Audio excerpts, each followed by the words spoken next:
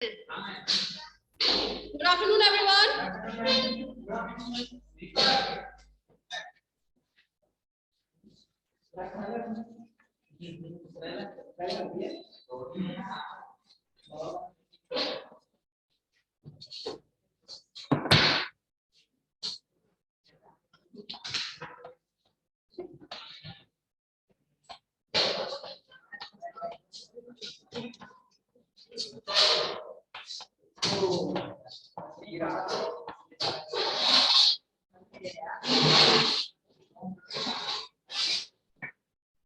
First heading लिखिएगा hydrozoan coral. Hydrozoan coral,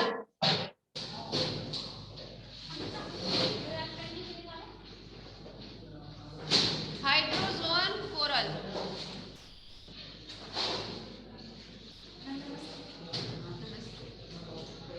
लिखिए वर्ग हाइड्रोजोआ के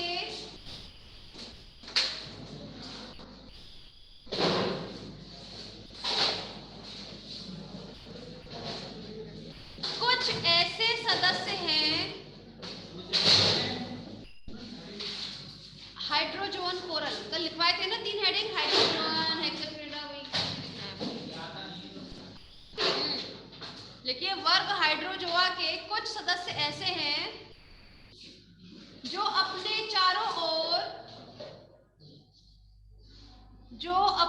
चारों ओर कैल्शियमी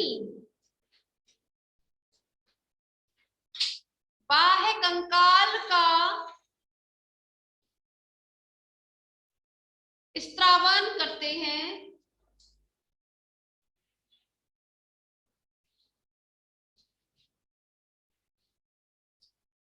एग्जाम्पल मिलीपोरा, मिलीपोरा।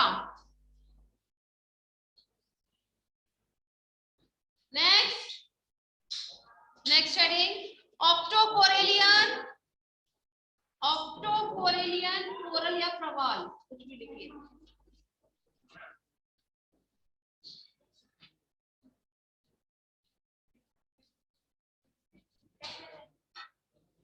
ऑक्टोकोरेलियन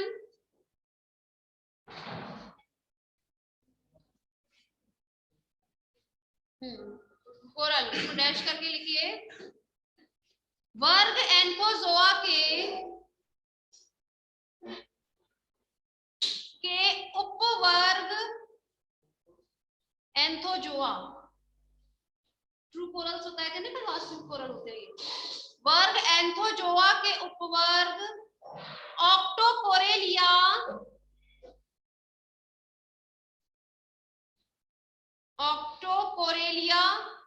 में कई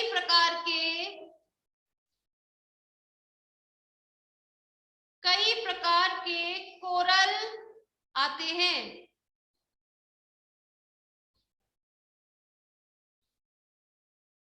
जैसे एल्सायोनियम, उदाहरण है ये एल्सायोनियम। लिख दूं? लिखिए एल्सायोनियम।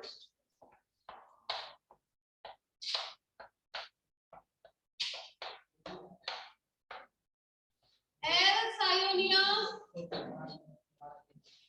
अपने चारों ओर एक कोमल प्रवाल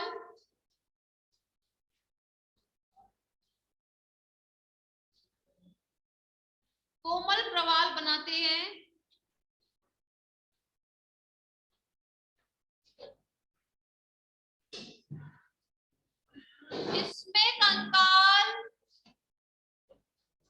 इसमें कंकाल संपूर्ण निवाह के लिए एक ही होता है, एक ही होता है।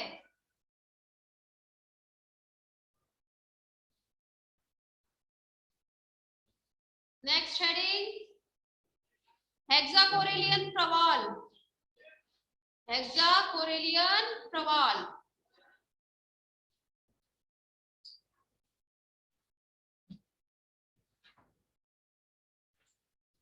संघ सीलेंट्रेटा के गढ़, संघ सीलेंट्रेटा के गढ़ मैड्रीपोरारिया, कल बताए थे ना, मैड्रीपोरारिया के जितने कोरल्स होते हैं वो स्टोनी होते हैं, पथरीले, वही सोच के लिखना है। मैड्रीपोरारिया के सदस्य पथरीले प्रवाल बनाते हैं,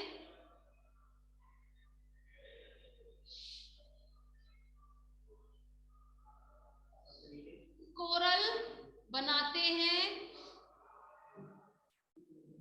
इनमें से कुछ एकल प्रवाल होते हैं,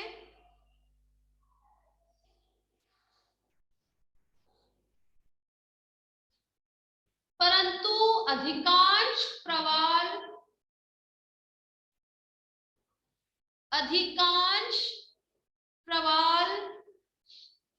निवाह बनाते हैं।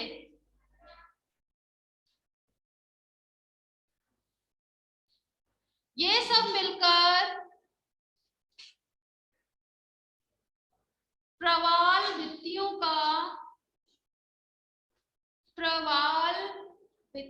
का निर्माण करते हैं। हो गया। नेक्स्ट हेडिंग प्रवाल भित्ति या प्रवाल भित्तियां, देखिए हो गया। देखिए प्रवाल भित्ति क्या होती है, जैसे आपके जो कोरल है, ठीक है, वो आपके किसी भी समुद्र में तलहटी से बन रहे हैं, ठीक है, तो एक के ऊपर एक जमा होते जाते हैं कैल्शियम कार्बोनेट के।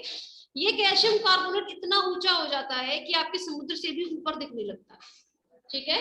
कैसे हो रहा है ये जमा, क्योंकि इसके ऊपर कैल्शियम कार्बोनेट का स्रावन चढ़ा रहता है, जाहिर सी बात है। तो ऐसे मानिए कोई पहाड़ बना लिया इन्होंने कैल्शियम कार्बोनेट का, ठीक है। तो कैल्शियम कार्बोनेट का जो पहाड़ है उसी को हम लोगों ने क्या नाम दे दिया है, प्रवाल भित्तियां, ठीक है। प्रवाल भित्तियां क्यों कहा गया है इनको, क्योंकि जो बना रहे हैं ना आपका पहाड़, वो कोरल बनाते हैं, ठीक है। कोरल एक है, और अगर वही चीज सब निवाह है तो कॉलोनी बनाए तो बहुत बड़ा प्रवाल बन सकता है, जाहिर सी बात है, ठीक है। प्रवाल भित्तियां जनरली 3 प्रकार की होती हैं। एक होती है झालर प्रकार की प्रवाल भित्तियां, फ्रिंजिंग रीफ, ठीक है। फ्रिंजिंग रीफ क्या होता है समझिएगा। ये टेबल देख रहे हैं आप, सपोज कीजिए ये टेबल है आप लोगों के लिए एक समुद्र, ठीक। समुद्र के बीच में उपस्थित है कोई भी आप लोगों का यहाँ टापू मान लीजिए, टापू मतलब आइलैंड है, या कोई भी आपका ज्वालामुखी है, ठीक है। अब इसके चारों तरफ या तो बिल्कुल इस तरह से, बिल्कुल इससे जुड़ा हुआ, ठीक, बिल्कुल टच करते हुए इसका बनता है अगर कोई पहाड़, इसके चारों ओर आइलैंड या ज्वालामुखी के चारों ओर, ठीक है। तो इस प्रकार का अगर प्रवाल भित्ति बन रही है तो उसको हम कहते हैं फ्रिंजिंग टाइप, ठीक। इसके चारों ओर मैंने बहुत कम गैप छोड़ा है, देखिए सर दिख रहा है ना, बहुत कम गैप, यहां चारों तरफ पानी है, ठीक। तो जाहिर सी बात है ये जो गैप देख रहे हैं आप, ये ज्वालामुखी और या आइलैंड और मेरे हाथ के बीच में, प्रवाल भित्ति के बीच में दिख रहा है ना जगह, इसको कहते हैं लैगून, लैगून,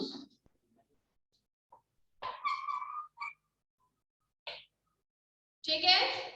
तो ऐसी प्रवाल भित्तियां जिसमें लैगून जो है वो न के बराबर हो, नगण्य, मतलब आपके आइलैंड और प्रवाल भित्तियों के बीच का जो गैप है बहुत कम है अगर, ठीक है, तो वो कैसा आ जाएगा, फ्रिंजिंग। और थोड़ा फ्रिंजिंग टाइप की होती है, झालर प्रकार की, इरेगुलर वे में होंगी, चपटी नहीं होंगी, इरेगुलर वे में प्रेजेंट, समझ में आ रही है। एक होता है ये, एक होती है barrier coral reef. Barrier coral reef मतलब यहाँ समझने की कोशिश कीजिएगा, यहाँ पर लैगून का जो हिस्सा है वो बहुत बड़ा है, अब उसको तो मैं बना नहीं सकती, ठीक है। ये भी आप किसी ज्वालामुखी किसी भी आइलैंड के चारों ओर ही बनेंगी प्रवाल भित्तियां, बट ये उसके चारों ओर बहुत बड़े एरिया से दूर रहती है, समझ में आ रही है ये, क्लियर है। मतलब कहने की बात ये है कि इसमें लैगून का जो हिस्सा है वो बहुत बड़ा होता है, इतना बड़ा हो सकता है कि इसमें आराम से जो पानी के जहाज होते हैं ना वो भी चल सकते हैं, समझ में आ रही है बात। तो जाहिर सी बात है इसका लैगून वाला हिस्सा बहुत बड़ा है। ये जो बैरियर रीफ होते हैं ये बहुत बड़े एरिया में फैले रहते हैं, मतलब इसमें कैल्शियम कार्बोनेट की जो पहाड़ियां होंगी ना वो कम से कम नहीं तो 1/4 किलोमीटर तक भी फैली हुई देखी जा सकती है। बहुत बड़े एरिया में है, बहुत बड़े एरिया में फैला हुआ, समझ में आ रही है। तो सबसे बड़ी जो मानी जाती है वो होती है great barrier reef of Australia. Australia में पाई जाती है एक आपकी सबसे बड़ी बैरियर रीफ, ठीक है, इसको हम क्या बोल देते हैं, great barrier reef of Australia, ठीक है। समझ में आई बैरियर रीफ क्या होती है, ये थोड़ी चपटी प्रकार की होगी, बट जैसे मैंने बताया फ्लोटोफ्रिंजियम टाइप की थी, बट ये कैसी होगी, चपटी प्रकार की होगी, क्लियर है। अब एक चीज और समझिए, थर्ड की अगर हम लोग बात करके चले, थर्ड होता है एटॉल। क्या नाम दिया है, एटॉल, ठीक है। ये एटॉल का निर्माण जरूरी नहीं है किसी आइलैंड के चारों तरफ हो, किसी ज्वालामुखी के चारों तरफ हो, कहीं पर भी बन सकती है, ठीक है। बट बनेंगी कैसे, आप लोगों ने वो देखे घोड़े के जो पैरों में लगा देते हैं, नार बोलते हैं जिसको, ठीक है, तो उस आकार के बनते हैं इसमें, ठीक है। जैसे मैं अगर बात करूं, ये अभी अच्छे से डायग्राम बना दिया जाएगा, ठीक है, अभी आप समझिए, ये है आपकी कोरल रीफ, ये एक कंप्लीट नहीं है, बीच में से टूटी हुई है, देखिए दिख रही है ना, ये हिस्सा लेगून होगा, ये हिस्से भी लेगून में ही आएंगे, यहाँ पर समुद्री जल तो होगा, जाहिर सी बात है, बट इनका आकार जो है वो घोड़े के शू के जैसे होगा, नाल जिसको समझ में आ रही है, इसी को हम लोग एटॉल रीफ के नाम से जानते हैं, क्लियर है। इसमें ये जो आप ये देख रहे हैं ना, ये हिस्सा ये कुछ मीटर से लेकर बहुत सारे मीटर तक, मतलब लगभग आपके आधे किलोमीटर तक भी हो सकता है, इसमें अच्छे से थोड़ा छोटे मोटे मतलब जहाज भी निकल सकते हैं, समझ में आ रही है। बट ये कंप्लीट नहीं होंगे, इस बात का विशेष ध्यान रखिएगा, एटॉल कभी भी कंप्लीट नहीं होते हैं, बीच में से भी ब्रेक डाउन होते हैं, क्लियर है। तीनों टाइप के वो क्लियर हुए आप लोगों को। अब इसी चीज को थोड़ा डायग्राम से समझ लेते हैं।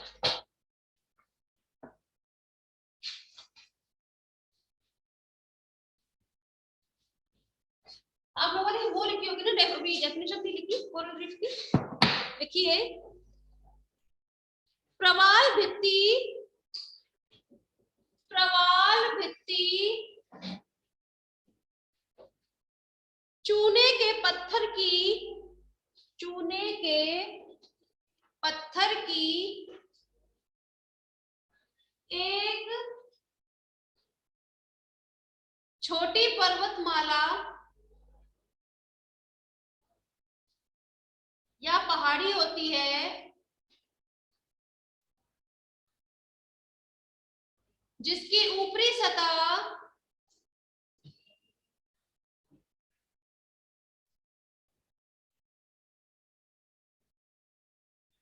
समुद्री सतह के नजदीक होती है,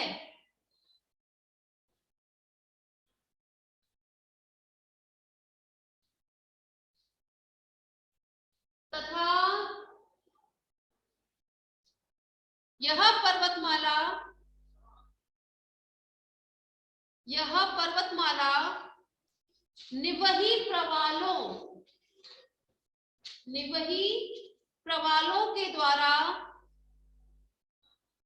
स्रावित कैल्शियमी बाह्य कंकाल से,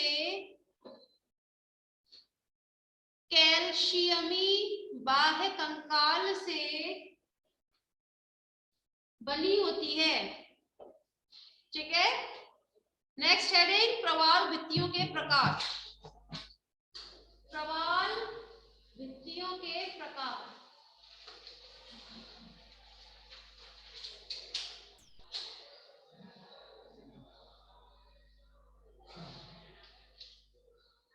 देखिए ये 3 प्रकार की होती हैं,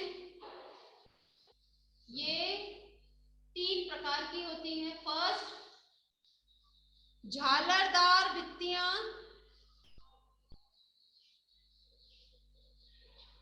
सेकेंड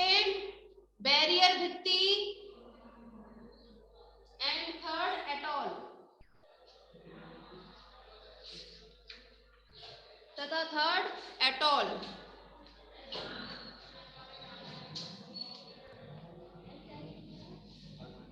बैरियर भित्ति, third atoll, atoll, atoll, atoll.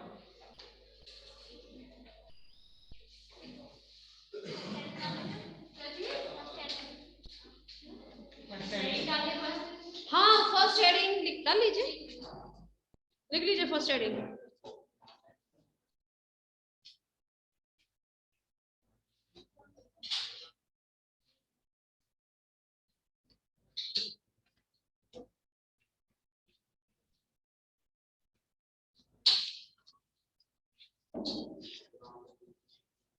First heading लिखी,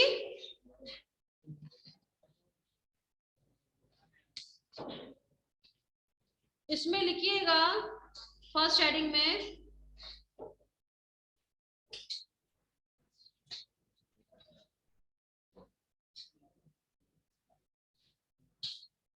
फर्स्ट में लिखिएगा झालरदार में, ये वे प्रवाल भित्तियां हैं, ये वे प्रवाल भित्तियां हैं जो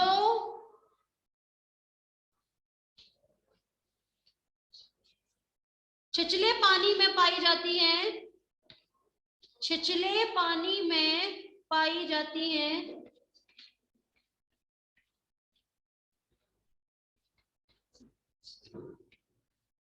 हो गया, आगे लिखिए, ये किसी महाद्वीप या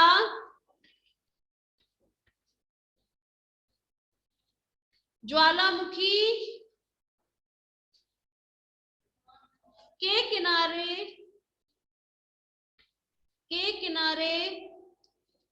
के चारों तरफ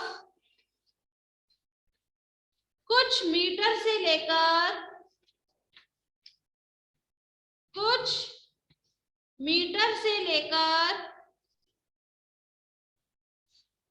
1/4 किलोमीटर तक फैली रह सकती है।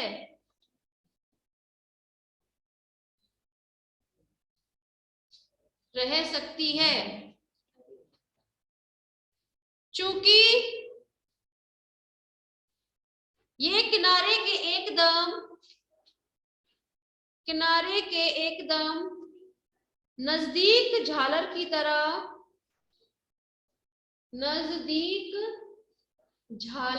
तरह पाई जाती है, अतः इन्हें झालरदार भित्तियां कहते हैं।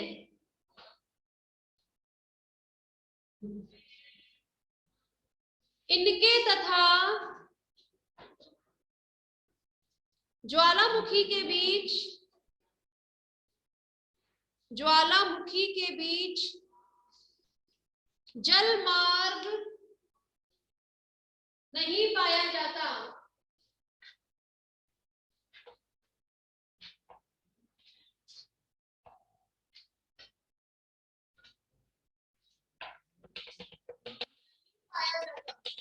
ठीक है, प्लस इसे ड्रैगन को मिलेगा।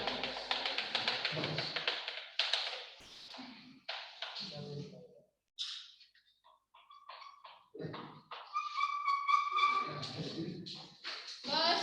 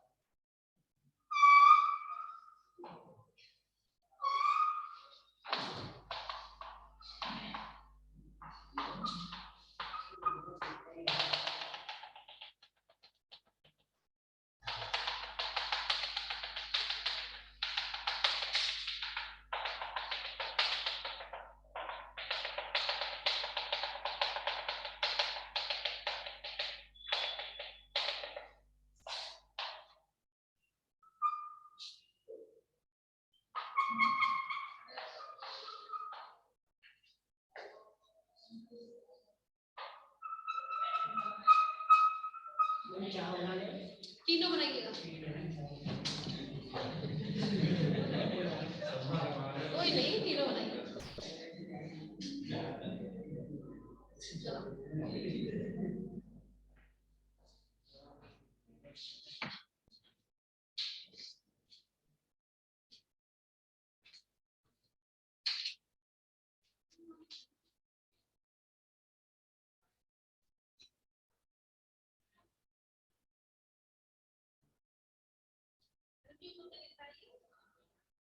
ओशियन, फ्रिंजिंग, आइलैंड, ये तीनों भी एक साथ ही बना दिए, ठीक है। Fringing reef, barrier reef and atoll.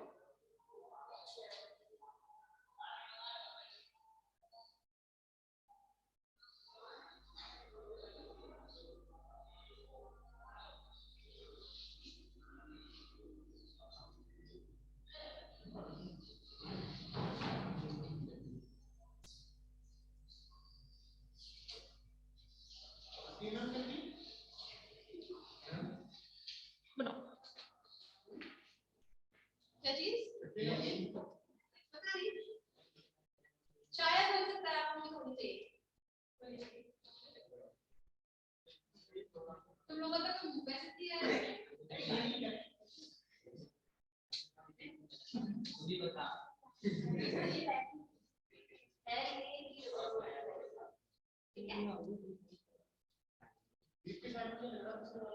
क्या चीज, बैरियर रीफ,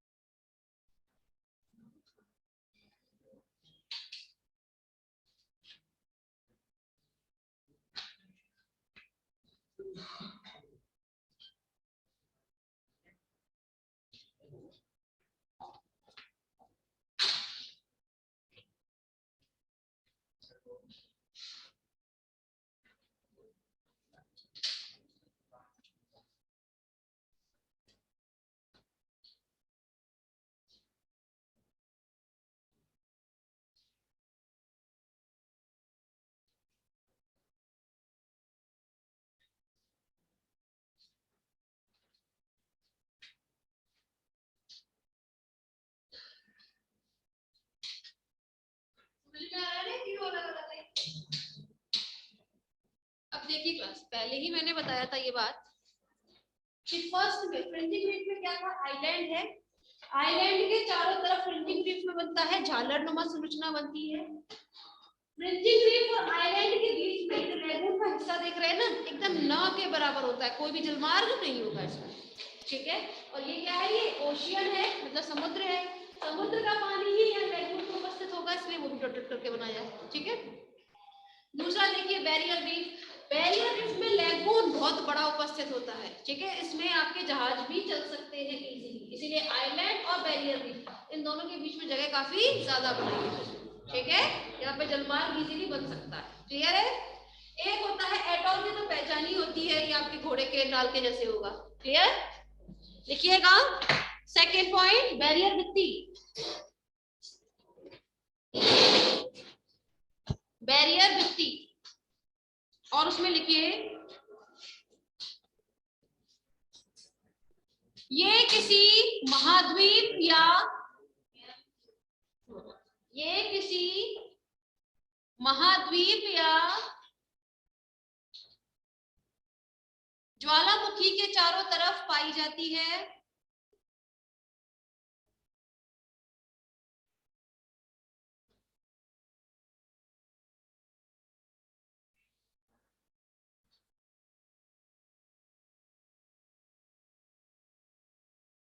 इनमें तथा महाद्वीप के बीच की दूरी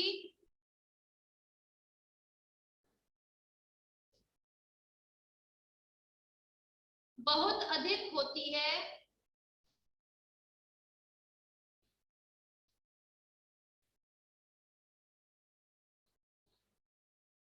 ब्रैकेट में लैगून ब्रैकेट क्लोज। यह क्षेत्र 20 से 100 मीटर गहरा हो सकता है।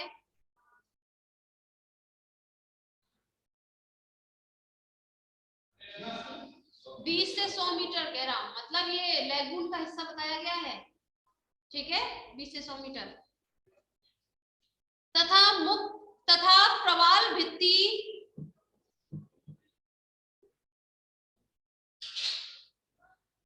तथा मुख्य भूमि के बीच की दूरी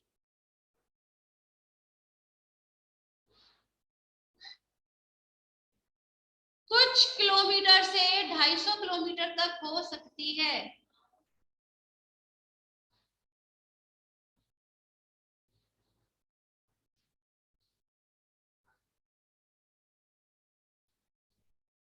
इस क्षेत्र में आसानी से जलयान चल सकते हैं।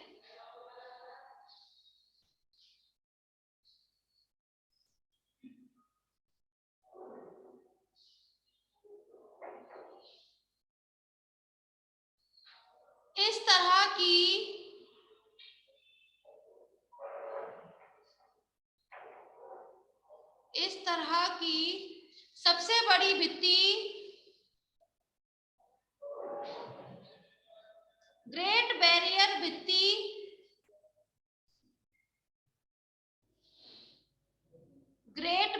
भित्ति है जो ऑस्ट्रेलिया के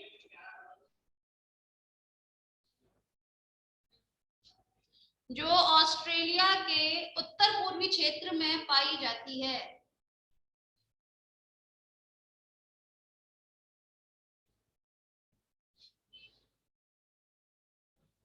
हो गया। Next heading atoll.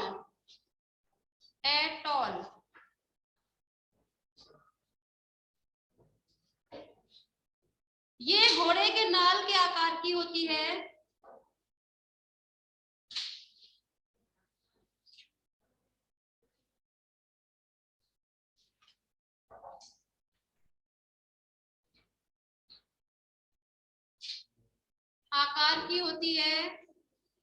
इसके बीच में लैगून पाया जाता है।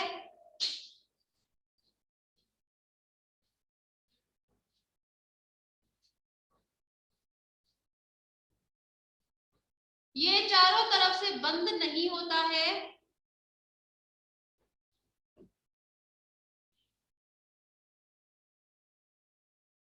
बल्कि कहीं कहीं पर जल मार्ग पाया जाता है।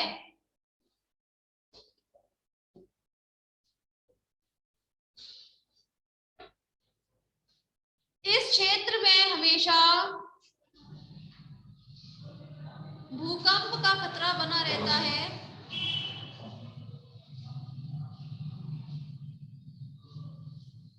इस क्षेत्र में दैत्याकार कछुए भी निवास करते हैं। दैत्याकार कछुए भी निवास करते हैं। नेक्स्ट हेडिंग, हाँ, निवास करते हैं। नेक्स्ट हेडिंग लिखिएगा फिर, आर्थिक महत्व।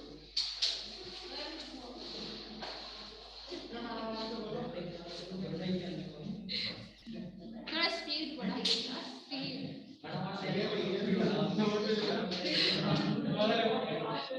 देखिए महत्व, प्रवाल भित्तियों का आर्थिक महत्व लिखिए ना, आर्थिक महत्व, ठीक है।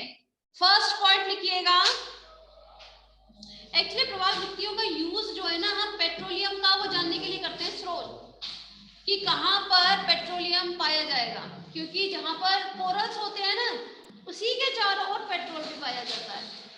ठीक है, तो उसका यूज हम लोग जनरली इसके लिए करते हैं। लिखिएगा प्रवाल भित्तियां जी,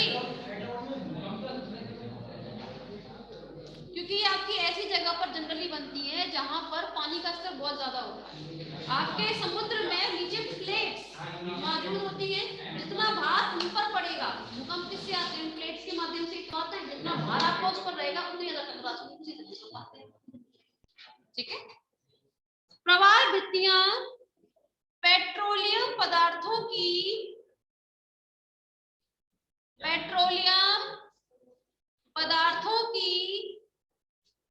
खोज के लिए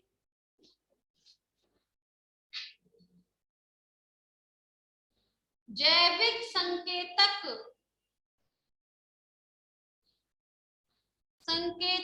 का कार्य करती है,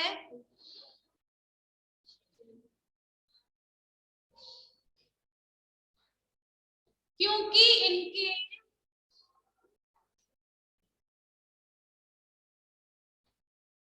नजदीकी क्षेत्र में पेट्रोलियम के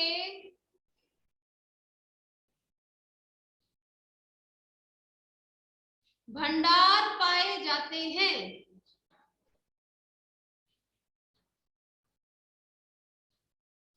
नेक्स्ट पॉइंट, प्रवालों का उपयोग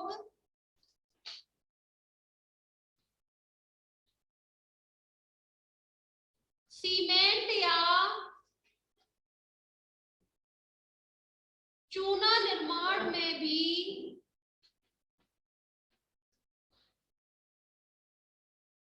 किया जाता है।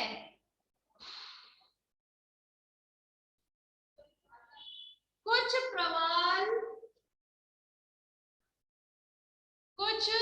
प्रवाल जैसे लाल मूंगा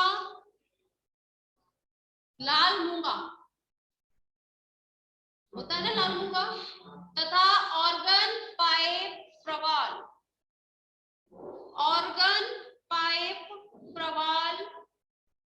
का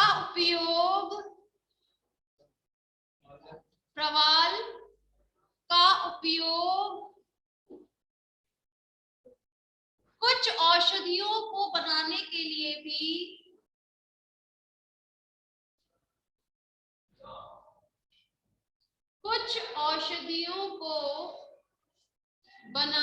लिए भी किया जाता है। नेक्स्ट, लाल मूंगा का उपयोग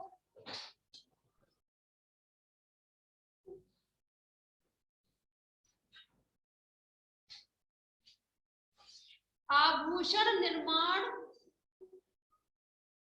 में किया जाता है।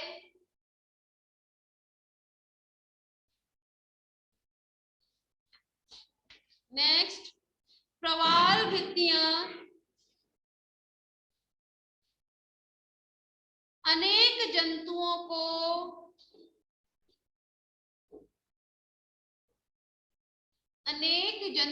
को आवासीय स्थान भी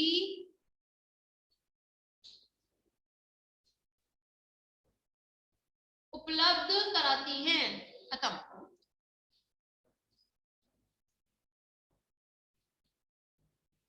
हो गया।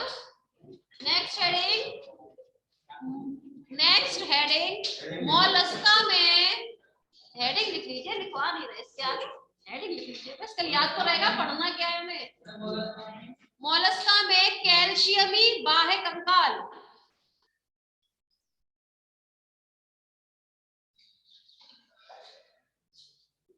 मोलस्का में कैल्शियमी बाह्य कंकाल,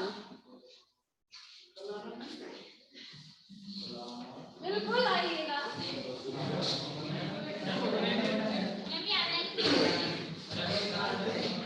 लिखा चलेगा, पहली खास नहीं आज के दिन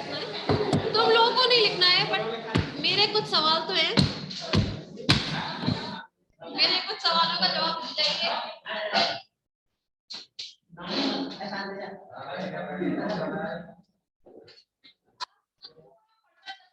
वो है संघ मोलस्क, जानते हैं? नाम बता सकते हैं? चींटी, मोलस्का, चींटी, सीपी, अच्छा सीपी। और अरे ऐसे नाम बताओ ना जो जल्दी जल्दी, ये तो कोई ऐसा ही बता देगा जो बायो से नहीं है।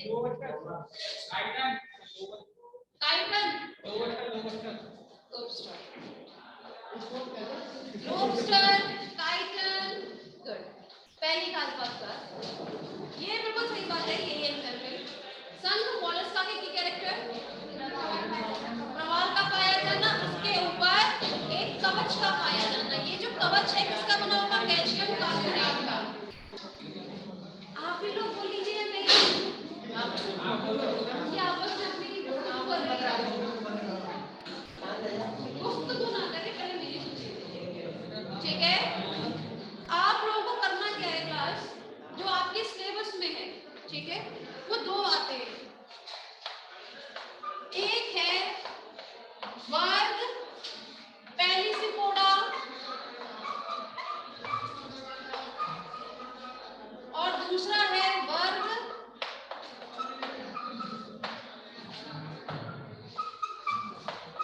गैस्ट्रोपोडा,